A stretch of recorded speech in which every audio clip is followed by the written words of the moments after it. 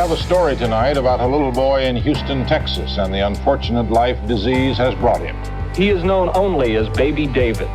In the early 1970s, an unusual boy captivated the nation. He cannot leave his plastic bubble. Since birth, David has never touched another human being. The case provoked an ethical catch-22. What about the day he says, I want out of here, and you can't let him out?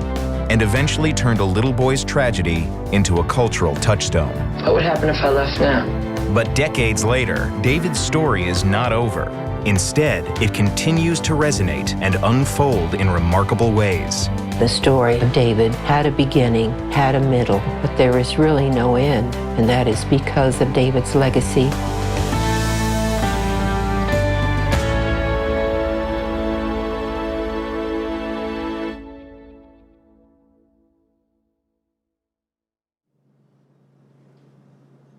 David was born September 21st, 1971. I heard the first sounds of life, and he was placed in an isolator in a bubble that was a few feet from me. We thought that the immune system was just slow to develop. There was never any plan to keep David in there in the bubble indefinitely. The sterile bubble was the brainchild of doctors who feared the worst: severe combined immunodeficiency, a rare genetic defect that had taken the life of David's brother the year before. But it fell short of a cure. It was a gradual realization that his immune system was not going to spontaneously function. So I trusted science would find an answer for us next year, then the next year. This 3-year-old boy you see in that picture has spent his entire life in a plastic bubble. To expose him to the air would be to kill him. His food, clothes, and toys have to be sterilized and placed inside the bubble with sterile rubber gloves. As the years passed with no solution, Since his birth 6 years ago, David has lived in a plastic world. America tuned in to watch the milestones of his curious life unfold. The scientists who sent men to the moon have achieved another first. They have found a way to open up the world of a small Houston boy who has spent his life inside a sterile bubble. That he was excited by his newfound freedom is obvious from the NASA film. David wanted to do everything. I think the best portrayal of his reaction is when he held up his hands, the fascination of seeing his hands in the small gloves for the first time. Now it is possible for him to play catch with his sister and dream of even more. The nightly news was just the start. Soon, his story took on a life of its own. John Travolta is the boy in the plastic bubble. David was unique, and people pay attention to things that are unique. When he was about 9 years old, he looked at me and he said, "Well, I'm a star. I don't have to clean my bubble." And I thought he meant like a star in heaven. And I said, "Oh, yes, you are, because you light up my life." And he said, "Well, not that kind of star. I'm famous." But David's predicament brought him more than fame. Certain things would filter back about the ethics involved in keeping a boy in this germ-free environment. What about the day he says, I want out of here, and you can't let him out? I'm not sure that the quality of life which has been created for David is going to very long be a desirable one for him. To keep a child isolated, unable to touch or feel or smell or enjoy sounds cruel, perhaps. What did they expect us to do? Take David out of the bubble, which would have been certain death? Tell me the letters. I. Okay. T. Okay. O. P. I try to do my best in school. I know you do. We all knew that a day would come when a decision would have to be made, either in or out. Everybody knew that this isolator system just couldn't continue forever. David had grown into an adolescent without a clear road forward. But medical advances were cause for hope. They were having success with bone marrow transplant from an unmatched donor. Everything seemed to come into play. He would be free, or we would go back to square one. At 3 a.m., David did receive a bone marrow transplant administered by Dr. Shira The new bone marrow, which comes from his sister, could spur his body into developing an immune system. Everything was just fine. His blood pressure stayed good. There was nothing different, except New Year's Eve. There was an elevation in temperature, and the next day it elevated again. Today, David has been removed from his bubble for the first time in his life. But the reason for his freedom is not good news. David, the 12-year-old boy who lived in a plastic bubble until 2 weeks ago, is listed in critical condition tonight. Unforeseen things happened, and that's what we live with. David was always joking. He said something to the effect that here we have all of these tubes and all of these tests and nothing's working and I'm getting tired. He said, why don't we just pull all these tubes out and let me go home? 12 years ago in this country, a very unusual baby was born. He died last night, 2 weeks after emerging into a world his body could not tolerate. Carol Ann vowed that David's life would not be in vain.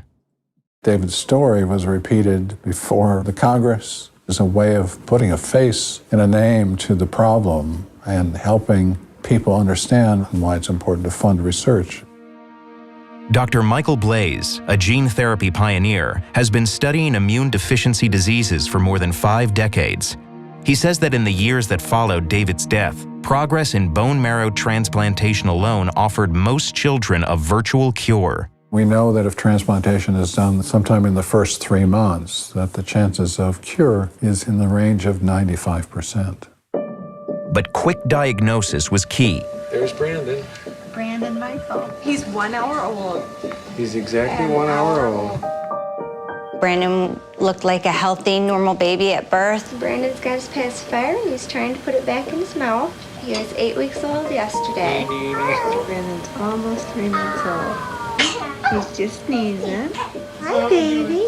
Until he became about 6 months of age and came down with what we thought was his first cold. Yesterday, Heather had to take Brandon to the doctor because he didn't feel good. We had no family history of any kind of serious conditions, so really we were hoping that whatever it was that Brandon had, he was going to be able to fight and get over. Unfortunately, instead of getting better, he got progressively worse. Within days, she was rushing Brandon to the hospital. His fingernails were blue, his lips were blue. It was quite obvious that he was struggling to breathe. But for 3 weeks, doctors couldn't figure out what was wrong with the child. It was after the skin biopsy came back that they first told us they thought he had SCID. And they explained to me a little bit more. We don't put babies in bubbles anymore, but what we do for them to treat this is a bone marrow transplant. However, they said at that point that Brandon was just way too sick. We've done everything that we can for him, and unfortunately, we're going to have to turn the machines off. All the family came in and took their turns saying goodbye. If you can identify the patient and get them treated, you essentially cure them, almost all of them. But once they have that infection, that first infection, the success rate drops substantially. It's a problem of rare disease. Patients get missed. Most pediatricians still couldn't recognize the signs of SCID. Awareness of the disease had receded along with David Vedder's story, replaced in the public's mind by an image that had only the vaguest connection to the boy who had once captivated the nation. What are you looking at? Never seen a kid in a bubble before? Of course I have. Come on. My cousin's in a bubble. You'll be living in this bubble. It's clear plastic, so the world can see how normal you are. What are you? An astronaut? No, I'm some kind of bubble boy. Such portrayals were painful to the parents of immune-deficient children, but they had one unexpected upside: publicity. That was very hurtful, but our driving focus is newborn screening. To let the world know that this is a condition that's still taking our babies' lives every day. The death of Heather Smith's first child had taught her that early detection was essential. Forewarned, her second baby was given a landmark bone marrow transplant while still in the womb. Taylor is now 19 years old, and he's just finished his senior year of high school, and he is now starting college. And to look at him, you'd have no idea that he has a condition called severe combined immune deficiency. In 2008, advocates like Heather Smith helped push Wisconsin to begin screening all newborns for severe combined immune deficiency. In fits and starts, other states followed suit, leading to the realization that this genetic defect was more common than generally thought. David's story is still helping people today, 30 years later. And not just as a symbol. Important medical advances resulted from studying the young boy. From the discovery of the damaged gene that causes the most common form of SCID to another, darker revelation. The little Houston boy provided a vital missing link between a common viral infection and the development of cancer. The final tragedy of David's life was that the transplant had initially worked. But within the transplanted marrow, a dormant Epstein-Barr virus lay hidden. It awoke when transferred into David's immune-compromised body, triggering a deadly cancer. This was the first time such a phenomenon had been observed. The Epstein-Barr had given David lymphoma and had overwhelmed his body, and eventually his heart gave out.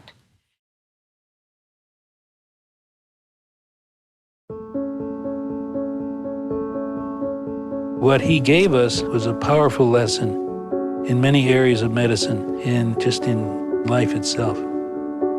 David was a very courageous boy.